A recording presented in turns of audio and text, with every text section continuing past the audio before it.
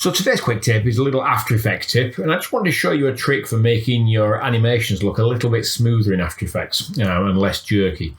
On this one, we're going to animate a little circle here, and we're going to move it across from the left to the right of the screen. And what I'd like to do is start the animation at around the 1 second mark here. So to do that, we're going to keyframe the position property. So I'll go over here and turn the keyframing on by clicking the little stopwatch next to position here in transform on the shape layer. And what that's done is you'll notice it's added a little diamond in there. So that's your keyframe, which is recording that particular property of position at that point in time. So it's basically saying 1 second in, make the position value this. I'm then going to move the playhead across here, and we'll have it play over 2 seconds. So we'll roughly take this up to 3 seconds.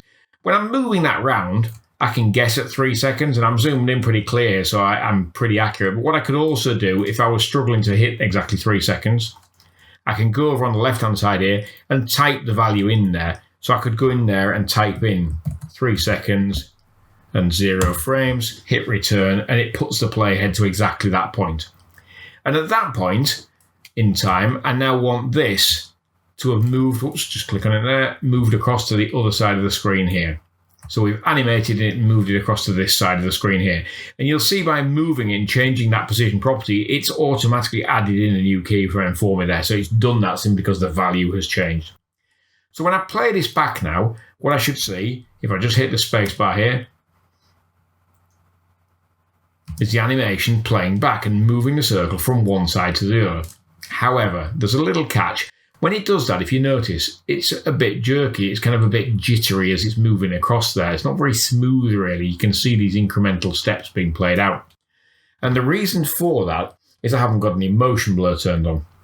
So what I'd like to do here is just switch back over here, click on that button that says toggle switches and modes, and we'll go back over here, and I want to turn on the switch here for motion blur, which is this one here.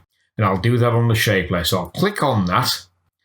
And also up the top here, if it's not already highlighted, make sure you click on it there so it's blue. That actually enables the motion blur for any layers which have motion blur turned on. Now at the moment, there only is 2 layers here. We have the deep orange background, and we have the shape layer, and motion blur is turned on for that shape layer. So by clicking up here, I ensure that that motion blur is now active for the shape layer. So when you play this back now, what you should see is that's a little bit less jittery. And if I play it back now, it should be a little bit smoother, because what you have is you actually have an element of blur in there. And if you notice, this is giving you a degree of blur up here as you move it across. So you tend to get a slightly smoother motion there rather than that kind of more jittery motion.